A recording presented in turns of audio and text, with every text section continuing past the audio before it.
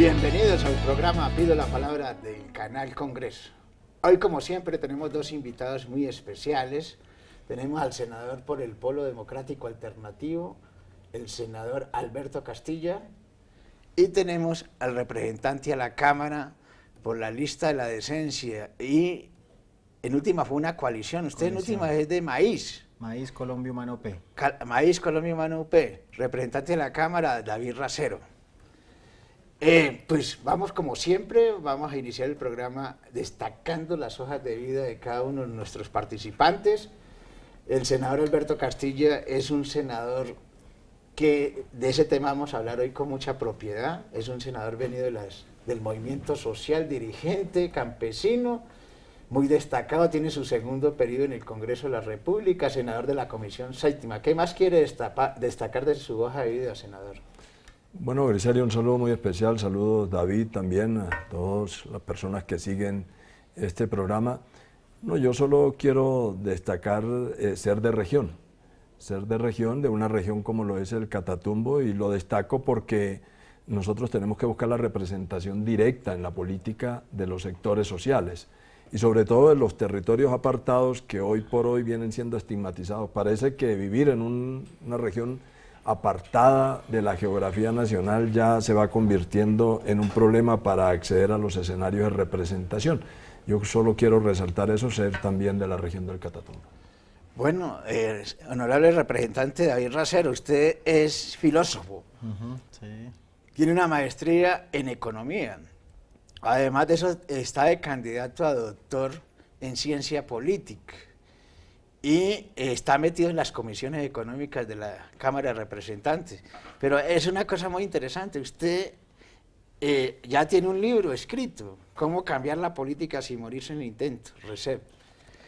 Este libro, ¿vamos a comentar algo del libro? Sí, el libro parte de una reflexión colectiva que involucra el pensamiento de los indignados, que es toda esta ola a nivel internacional, y que aquí en Colombia, sin haberle colocado el rótulo de indignados como movimiento colectivo, se hace parte de todos aquellos y aquellas que nos cansamos de la política tradicional, que decidimos pasar de la indignación a la acción y decir que ya basta de estarse quejando y más bien pasar a la disputa política electoral. Y este libro lo que condensa es un ejercicio de experiencia de lo que fue nuestra campaña, de experiencias de otras campañas, para que ese discurso de que somos diferentes o alternativos y que en verdad queremos cambiar la política sea tomado en serio, y un poco de lo que quisimos aportarle especialmente a las campañas de este año, a los candidatos de las fuerzas alternativas. Bueno, pero usted quiere colocar el ejemplo como lo hace el presidente Mujica en Uruguay. Usted no tiene niveles de riesgo muy altos, pero ha abandonado la camioneta, los escoltas, se monta en Transmilenio, eso es lo que yo veo. Sí, es que un poco de tomarnos en serio lo que es marcar la diferencia en política pasa por un eslogan que es una premisa de vida, y es: venimos a dar ejemplo y no vergüenza. Y sobre todo tiene que ver con los privilegios que tienen los políticos y que la ciudadanía tanto critica. Cuando llegamos a estos espacios vinimos a dar ejemplo, y si no tenemos un riesgo, como muchos congresistas, como por ejemplo Alberto, otros que tienen riesgos de sus vidas, pues lo más lógico es que los que no tenemos ese tipo de amenaza podemos ceder. Hay algunos que donan el salario, como Gustavo Bolívar, hay otros que simplemente decimos: no, yo sigo llegando en Transmilenio al Congreso, viví así antes, ¿por qué voy a cambiar mi estilo de vida? Muchos congresistas utilizan la camioneta más bien como un estatus, ¿no?, para darse un lugar que la ciudadanía no le ha dado. Venimos a servir y no a servirnos. Bueno, el tema que nos ocupa es el tema de cómo hacer democracia directa en Colombia. Yo conozco más o menos el estilo de democracia directa que se desarrolla en Suiza, y allá hasta para recoger los desechos de los perros se hace por referéndum, por consulta. Allá todas las decisiones son por consulta, y sobre todo de unas organizaciones civiles muy fuertes. ¿Y cómo logramos hacer esto aquí en Colombia? No, Grisario, usted coloca el ejemplo más destacado. En los cantones en Suiza, el gobernante consulta permanentemente a la sociedad para tomar una decisión, para construir una decisión política. Aquí en Colombia pareciera que se pierde poder si se le consulta a la gente. En el tema de las consultas populares, de las consultas previas, cuando se quiere implementar un proyecto económico, un megaproyecto en la región, se exime, se saca la posibilidad de que la gente tenga una voz y tomar una decisión. Eso contribuiría a construir políticas públicas legítimas, que es lo que no ocurre. Entonces se tienen que imponer, porque la democracia directa es la voz de la gente, es la participación, no solamente como llenando cuotas o invitándole a una reunión de socialización, como se hace en muchos casos para cumplir un requisito de haber, digamos, alimentado la democracia, pero la decisión en ella no participa la sociedad, no participa la gente. ¿Cómo es? Pues lo que debe hacerse aquí, Griserio, no es lo que es, sino lo que debería ser la democracia, es que quien gobierna interprete el sentimiento de las mayorías. Lo que ha venido ocurriendo es que se establecen mecanismos pseudodemocráticos de participación de la gente para tomar decisiones, y estamos viendo decisiones ilegítimas en los gobiernos. Y permítame usted decir, hoy la expresión de lo que está ocurriendo en América Latina es precisamente una demostración de políticas ilegítimas que no consultan las necesidades de la gente.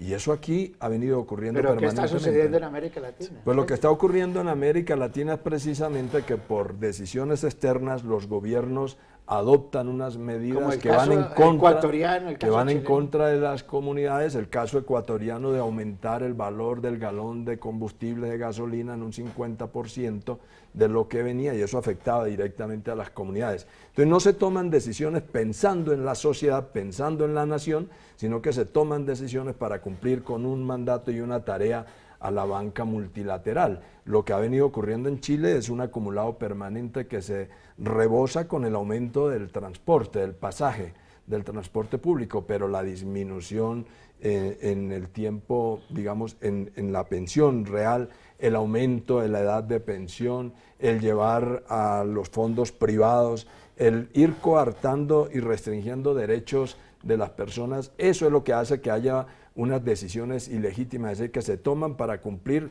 con alguien de afuera, pero no para responderle a la gente, que es la que elige a los gobernantes. La democracia debe ser precisamente tomar decisiones, pero no solamente en el momento de la planeación, en la ejecución, en el control, en toda la etapa.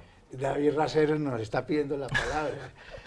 No, para complementar que es la democracia directa como avance de la democracia representativa. Nosotros somos simplemente delegatarios, pero el constituyente primario sigue siendo la gente, y mucho la expresión de esa movilización social tiene que ver con un fenómeno que ha ocurrido en los 30 años en Latinoamérica, salvo estos últimos 15 años de gobiernos progresistas, pero lo que pasa en Chile es que hay la riqueza construida, consolidada socialmente, va quedando siendo acumulada en manos de unos pocos, de los milmillonarios que llaman. El presidente de Chile, Piñera, de los milmillonarios ligados a la banca, ligado a las grandes empresas de Chile, terminan acumulando gran parte de esa riqueza que construimos socialmente. Y eso ocurre en Colombia. Aquí estamos hablando, el presidente Duque nos dice que Colombia está creciendo alrededor del 3.5%, pero se aumenta el desempleo. O sea, es un crecimiento con aumento del desempleo. Es decir, ¿dónde se está quedando ese crecimiento? Si no es en los hogares, en la familia, los trabajadores. Bueno, vamos a unos mensajes institucionales. Ya regresamos aquí en el programa Pido la Palabra del Canal Congreso.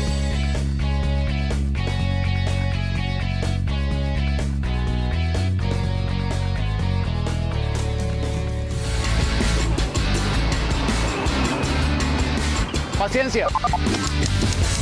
Cuando el semáforo está en verde y usted ve que si cruza bloquea la intersección, decide detenerse, encender las luces estacionarias, respirar y esperar. Fácil.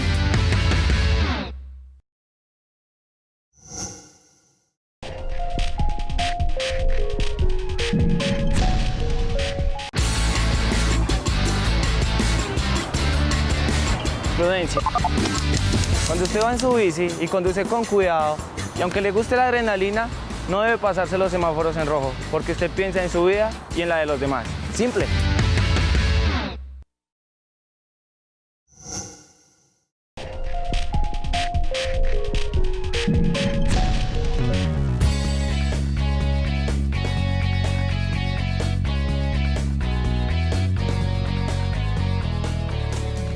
Regresamos al programa Pido la Palabra del Canal Congreso.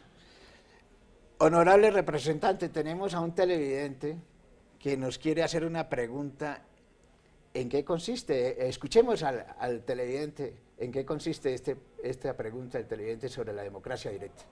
En países de Latinoamérica como lo es Colombia, que a partir del 91 con la constituyente pues tiene movimientos de participación ciudadana que no es tan representativo como en Europa o como las iniciativas de chalecos amarillos o como un país como Suiza que tiene bastantes movimientos sociales. ¿Cómo cree usted que se aplicaría movimientos de democracia directa en Colombia? Ahí tenemos la pregunta del televidente, honorable. Para el televidente, la forma de aplicarlo concretamente de manera real se da mediante dos vías. Un paréntesis, la Constitución ya nos habla de democracia directa en nuestro país. Digamos, hay mecanismos, presupuestos participativos, consejos comunitarios, autodeterminación de pueblos, ya en la Constitución está. Pero ahí viene el problema. ¿Cómo se aplica eso? Mediante las dos vías. Una, cuando el gobernante de turno tiene voluntad política para desarrollar esos mecanismos. Aquí en Bogotá Humana, por ejemplo, nosotros, y no solo Bogotá Humana, en Nariño también hubo la experiencia, aplicamos el tema de presupuestos participativos, donde sin mediación del Consejo, por ejemplo, se disponía un rubro significativo de dinero a las comunidades para que las mismas comunidades decidieran cómo hacer, cómo intervenir, cómo canalizar esos presupuestos en función de la comunidad. Eso es un mecanismo que está contemplado en la Constitución, pero eso depende de la voluntad política del gobernante. ¿Qué pasa cuando no hay voluntad política? Que es la misma ciudadanía con los derechos consagrados en la Constitución que tenemos que salir a las calles a exigir nuestros derechos. Eso para mí es una forma de democracia directa. Las salidas pacíficas, las marchas, los reclamos, todo eso es una posibilidad para que los ciudadanos digan, si el gobernante no nos quiere escuchar, pues nosotros nos hacemos escuchar. Así que tenemos otros mecanismos, por supuesto siempre en el marco de la legalidad y de un ambiente pacífico, cultural. Las marchas estudiantiles nos dan mucha muestra de eso, más allá de los infiltrados que hoy sabemos que es la misma policía, pero es la misma ciudadanía que tiene que salir a decirle al gobernante o nos escucha o nos escucha. Senador Castilla, ya que habla el representante David Racero sobre el tema constitucional, la Constitución Política del 1991 es una constitución que él dice que es participativa más no representativa. Eso significa que en la consulta, por ejemplo, anticorrupción, había un punto de que los presupuestos fueran participativos. Eso todo se embolató, no es posible hoy adelantarlo. Se aprobó un presupuesto general de la Nación en el Congreso de la República por un monto X, a espaldas de, obviamente, de los mecanismos de participación. Usted como senador, ¿cómo debería plantearle eso a la población colombiana? De que el presupuesto general de la Nación, los presupuestos departamentales, los presupuestos municipales, sean concertados con la sociedad colombiana. Pues precisamente lo que usted plantea, que la Constitución reconoce escenarios de participación y hay una legislación que desarrolla lo de la Constitución y la de participación. Entonces, ley 134 y dice cómo convocar a un cabildo abierto, cómo hacer una consulta. Son mecanismos restringidos, limitados de participación también, pero bueno, hay unos mecanismos que están establecidos en la Constitución. Se habla del presupuesto participativo y eso genera como una gran expectativa en la gente, ¿no? Vamos a tomar decisiones, vamos a decir en qué se gasta la plata, vamos a estar pendientes, cómo se ejecuta. Si usted mira todo eso en el escenario de la administración, de la planeación, la organización, la ejecución y el control, eso no se aplica, porque lo que se da es una reunión donde un porcentaje del presupuesto muy mínimo se le dice a la gente, repártanlo y crean que están participando en el presupuesto, en la ejecución presupuestal. Esa es la primera situación que yo creo. Uno va a una comunidad y lo primero que hace la comunidad es sacarle una receta de cocina. Le ponen a uno 2.000 solicitudes. Sí, pero si usted es el alcalde, Griserio, si usted es el alcalde y el presupuesto lo va a distribuir con la gente, no puede ir a que la gente avale lo que usted cree que deba hacerse. La participación en la ejecución de presupuestal es precisamente que las comunidades identifiquen su necesidad. Digan, podemos participar también, no solamente con la plata, nosotros aportamos. En las regiones como la que yo soy, Griserio, la plata se hace rendir es porque la gente dice, vengan, nosotros aportamos lo que llama mano de obra no calificada, inclusive podemos hacer acarreo de materiales para hacer más eficiente el presupuesto. Y todavía no se está diciendo que hay un presupuesto participativo, porque el 30% del presupuesto se le dice a la gente en una asamblea, distribuyan ustedes. Es una situación Pero hay que una nada experiencia tiene- en Colombia que con nada el tiene Plan que ver. Nacional de Rehabilitación de Que no- Virgilio Barco. Bueno, ahí había unos elementos, se está tratando de imitar ahora con los programas de Sí, el desarrollo tema es con que enfoque es territorial. de voluntad del gobernante, es que yo creo Sí, que ese es el entonces- punto. entonces lo Algunos que- ponen 30%, otros pueden estirar un poquito más, pero la pregunta es cómo Sí, se pero puede lo que estoy diciendo, institucionalizar eso. aquí se ha dicho una cosa para mirar el elemento que usted plantea, el Plan Nacional de Rehabilitación, experiencia que conocí yo directamente, que la gente se reunía, identificaba. Eso es lo que se está trayendo a los programas de desarrollo con enfoque territorial, en una construcción colectiva que hoy se coloca como modelo para el mundo. Pero cuando usted dice, ya identificamos las necesidades, las comunidades participaron, la sociedad se vinculó, ¿dónde está el presupuesto? ¿Dónde está la disponibilidad presupuestal? ¿Dónde está que las comunidades escojan quién ejecuta?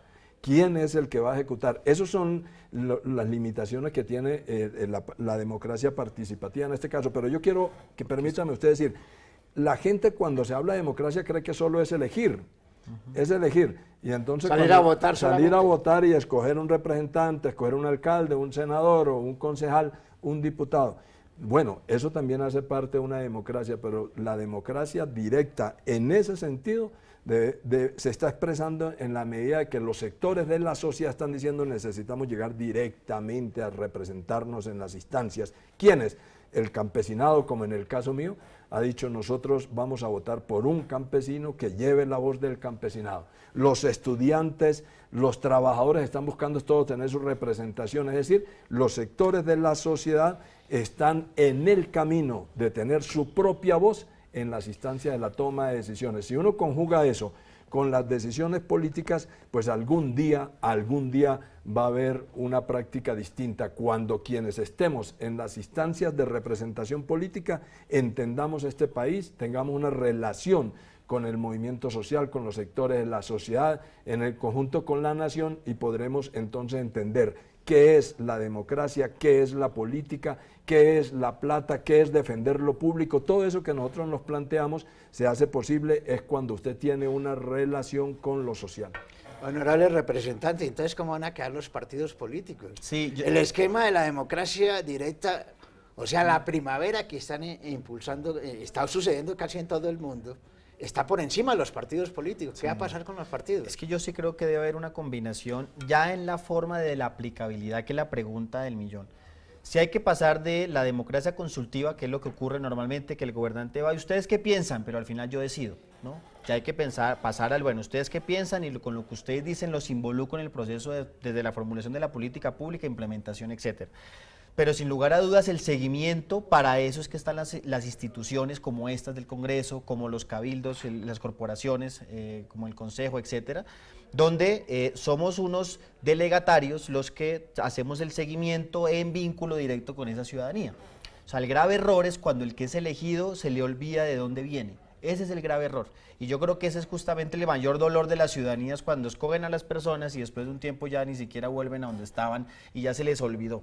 Entonces, yo sí creo que hay que combinar el proceso social, la movilización social, las formas organizativas comunitarias que son tan importantes con procesos políticos que también se están pensando un cambio, una reestructuración de la sociedad. ¿Cómo se combina eso? Pues ese es el truco. Ese es el truco y sobre todo para los sectores alternativos siempre va a ser nuestra gran pregunta. Ya hay modelos, el modelo del partido movimiento, o hay modelos donde el partido entonces se tiene que democratizar mucho más para que las mismas instancias sociales hagan parte del partido, o mejor los dejamos por aparte para no mezclarnos y no generar una gran sopa de letras.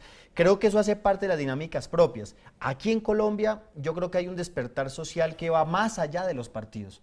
Y eso hay que reconocerlo. Y los diferentes liderazgos políticos tienen que entender la lectura de eso en este vamos momento a de la hablar realidad. en el próximo segmento, que es el último segmento.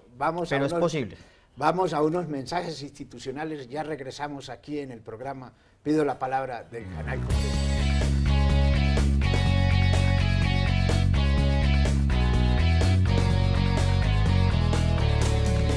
Colombia, país marítimo.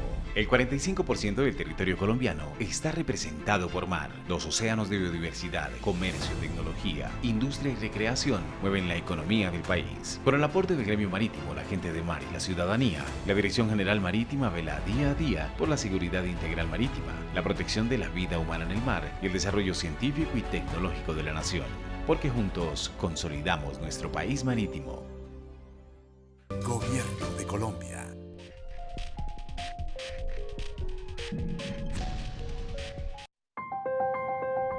¿Y qué tal si aprendemos a decir la verdad?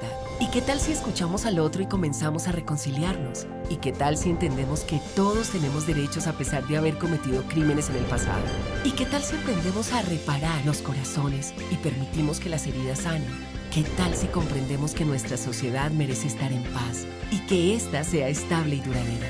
Y por último, ¿qué tal si abrimos los ojos y nos damos cuenta de que ninguna paz se consigue sin una justicia restaurativa y transparente? JEP, en marcha.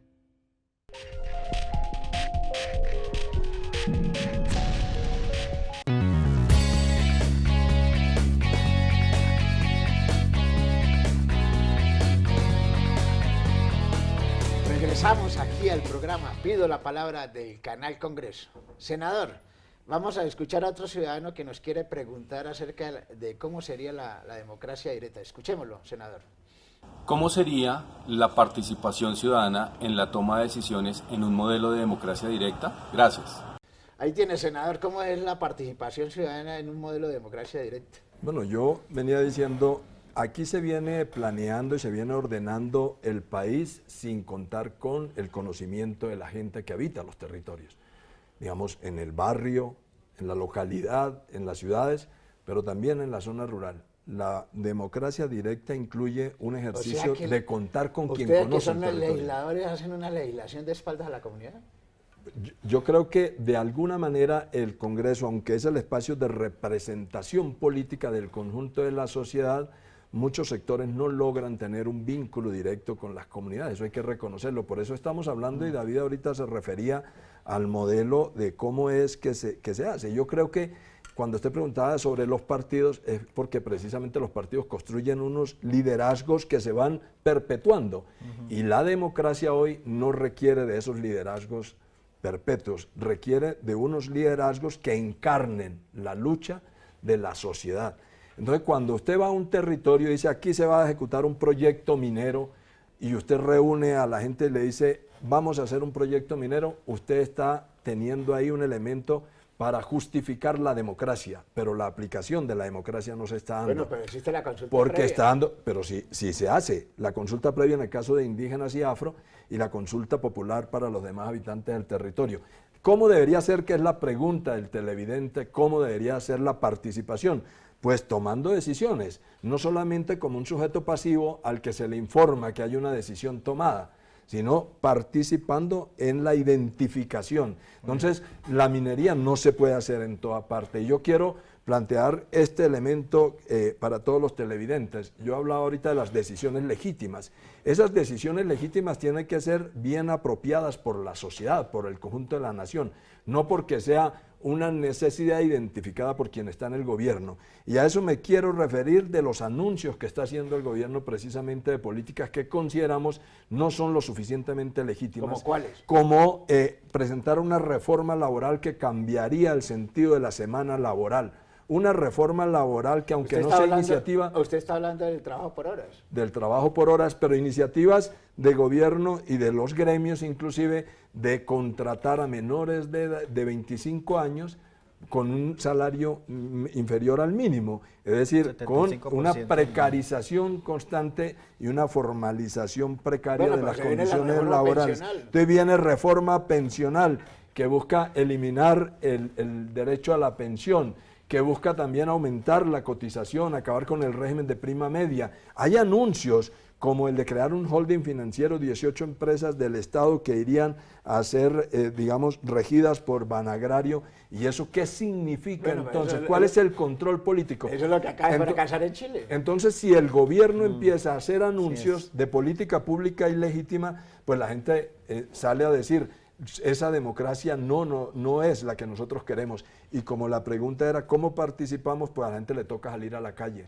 Esta es una democracia que lleva a la gente a la calle, a la sociedad a la calle. Y el 21 de noviembre, precisamente los sectores de la sociedad están diciendo, si todos estos anuncios de pagar por debajo del salario mínimo, de contratar por horas, de anuncios que no solamente son del gobierno, de presentar una reforma tributaria, de seguir vendiendo a ISA, CENIT, que es la de transporte de Ecopetrol, de seguir planteando una reforma a la protesta social. Entonces diga usted cuál es el vacío que tiene este modelo de democracia si quienes sienten el país y quienes tienen las necesidades ni siquiera pueden salir a reclamar. Entonces es ahí donde hay un problema. Por eso el 21 de noviembre, Griserio, permítame insistirle al país, el 21, una gran movilización, el paro nacional, para decirle al gobierno nada distinto a que la democracia debe incluirnos, a que la democracia debe ser también que nosotros participemos en la toma de las decisiones y que no siga habiendo políticas públicas ilegítimas. El representante está que pide la palabra, mire. Yo retomo...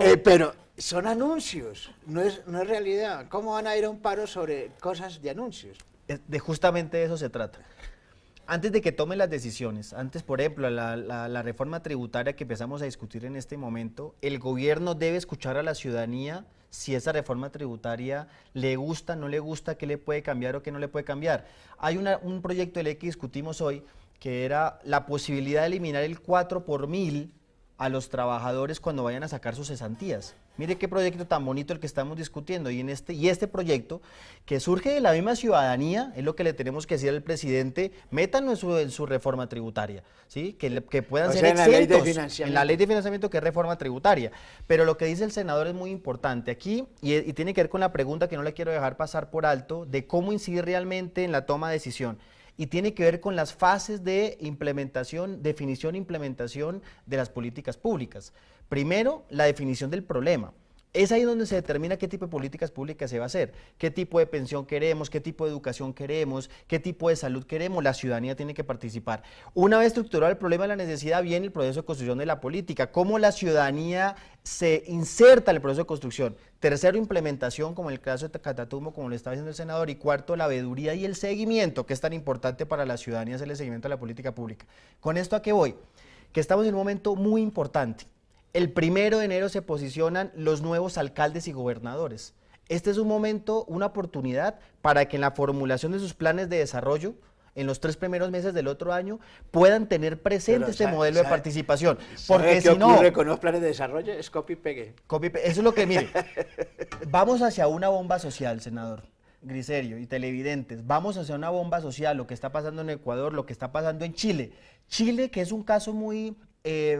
de ejemplo para nosotros, porque Chile se presentó siempre como el oasis, como decía el presidente, y nosotros mucho de Colombia le emulamos a Chile. Si este gobierno nacional, y hacen lo propio los gobiernos locales, no corrigen, no involucran a la ciudadanía, no solamente para preguntarles qué quieren, sino para tomar en cuenta realmente sus políticas públicas, lo que quiere la ciudadanía, podemos ir llegando a una bomba social que se le puede reventar a este presidente, a este desgobierno que ya tenemos, pero puede ser peor. Así que gobernadores y alcaldes pueden ingresar. Por eso el 21 de noviembre hay que salir a hacernos escuchar. Griserio dice, son anuncios. El piso de protección no es un anuncio. Ya está la decisión tomada en el Plan Nacional de Desarrollo y nos opusimos nosotros al reconocimiento de unas condiciones precarias para formalizar al trabajador. Entonces, eso no son anuncios. Lo de las horas. Hoy en la Comisión Séptima, estamos discutiendo un proyecto de ley que busca que se les reconozca un derecho a los trabajadores que desempeñan actividades de alto riesgo, que es pensionarse anticipadamente, porque saben que están desempeñando una actividad que les va a disminuir la vida. Sin embargo, los empresarios no cotizan el 10% adicional, y aunque eso está en la ley, no se aplica. Entonces, todo esto es lo que va llenando el vaso que yo le decía. En Chile, por ejemplo, el aumento de 30 centavos chilenos fue lo que estalló. Sí, le queremos ayudar al presidente, claro, más bien. Senador, bueno, escuche. Es que el tiempo en televisión es corto y se nos acabó el tiempo, pero termine, senador, con un mensaje esperanzador a los colombianos. Bueno, lo que ocurrió en el proceso electoral del 27 de octubre también está dando un mensaje importante. Es decir, se están tomando decisiones con mayor responsabilidad política. Hay que seguir avanzando.